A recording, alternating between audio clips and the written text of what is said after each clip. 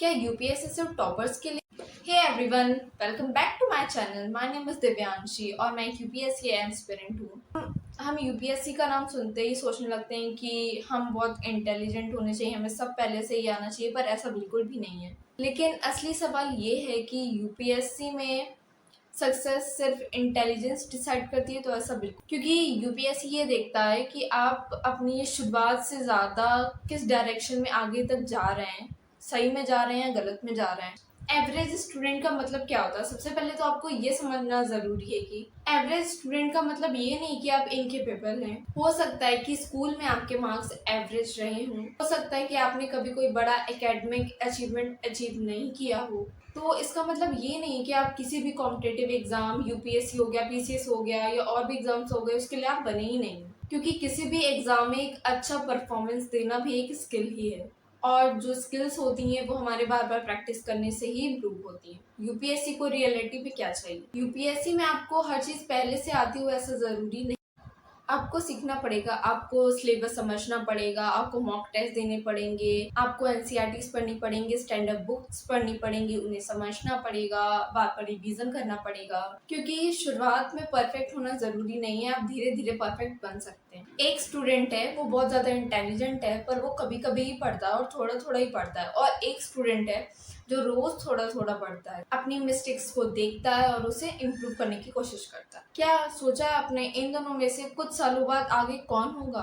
यही UPSC preparation का सबसे बड़ा लेसन है। इसका मतलब ये बिल्कुल नहीं है कि इंटेलिजेंसी इंपॉर्टेंट नहीं है, लेकिन सिर्फ इंटेलिजेंट होना सिलेक्शन की गारंटी नहीं है। मेरी प्रिपरेशन में भी मैंने एक बात समझी है, मुझे आज ही यूपीएससी की सारी बुक्स खत्म नहीं करनी है, मुझे आज ही टॉपर नहीं बनना है, मुझे बस आज का काम खत्म करना है। आज का जो मैंने प्रॉपर अपनी टू डू लिस्ट बनाई है उसको पूरा करना है, उसको कोशिश करनी है उसको पूरा करनी है। आज ज्योग्राफी पढ़नी है तो हॉनेस्टली पढ़ो, अगर पॉलिटी पढ़नी है तो उसको समझ करके पढ़ो, अगर रिवीजन करना है तो रिवीजन, क्योंकि यूपीएससी एक दिन में नहीं निकलता है। अगर हम थोड़ी थोड़ी प्रिपरेशन करते रहेंगे तो एक दिन वही प्रिपरेशन हमारी बड़ी प्रिपरेशन बन के हमारा सिलेक्शन करवा। एवरेज स्टूडेंट्स को क्या करना चाहिए? अगर आपको लगता है कि आप एक एवरेज स्टूडेंट हो तो आप अपनी शुरुआत कंपैरिजन से बिल्कुल भी मत करना। ये मत देखो कि दूसरा स्टूडेंट जो है वो 10 घंटे पढ़ रहा है, 20 घंटे पढ़ रहा है। आप ये देखो कि आप कल से आज कितना बेहतर हुए हो।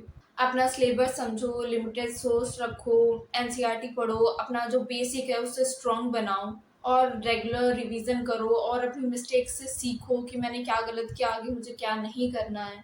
अपनी प्रिपरेशन को दूसरों की प्रिपरेशन से मेजर मत करना। देखो, यूपीएससी प्रिपरेशन में हर दिन प्रोडक्टिव नहीं होता है। कभी मोटिवेशन होगा, कभी नहीं, कभी लगेगा कि मैं कर सकती, लगेगा मैं नहीं कर सकती हूँ, हाँ मैं कर पाऊंगी कि नहीं कर पाऊंगी। देखो, कॉन्सिस्टेंसी का मतलब ये नहीं है कि आप हर दिन 10 घंटे पढ़ रहे हो, हर दिन 12 घंटे पढ़ रहे हो, उसको मैनेज करना आना चाहिए। कॉन्सिस्टेंसी का मतलब है अगर आज आपका परफॉर्मेंस कम है तो अगले दिन उससे बेहतर हो। अगर आप खुद को एक एवरेज स्टूडेंट मानते हो तो मैं आपको बस इतना ही कहना चाहूंगी कि अपने पास्ट मार्क्स को अपने फ्यूचर की कैपेबिलिटी मत बनाओ।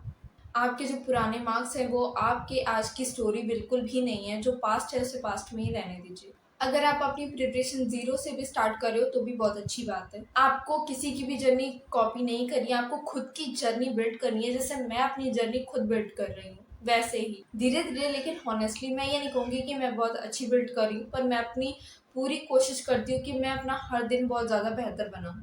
तो क्या एक एवरेज स्टूडेंट यूपीएससी क्रैक कर सकता है? हाँ, बिल्कुल कर सकता है। लेकिन कभी ये मत सोचना कि मैं एवरेज हूँ फिर भी कर लूँगा। आपको अपनी प्रिपरेशन को सीरियसली लेना होगा और उस पर वर्क करना होगा। शायद आज आप टॉपर नहीं हो, आपकी प्रिपरेशन बहुत ज़्यादा छोटी है, लेकिन इसका ये मतलब नहीं है कि आपकी डेस्टिनेशन भी छोटी होगी। और एक दिन पीछे मुड़कर देखोगे तो आपको खुद पर गर्व होगा कि आपने शुरुआत करने से बिल्कुल भी नहीं डरे, आपने शुरुआत कर दी। अगर आप भी यूपीएससी की प्रिपरेशन कर रहे हो तो कमेंट में ज़रूर लिखना यूपीएससी। अगर आपको मेरी यूपीएससी जर्नी और मेरे रियलिस्टिक वीडियो पसंद है तो मेरे इस चैनल को भी सब्सक्राइब कर लीजिएगा। मिलते हैं नए ब्लॉग में। Okay, bye.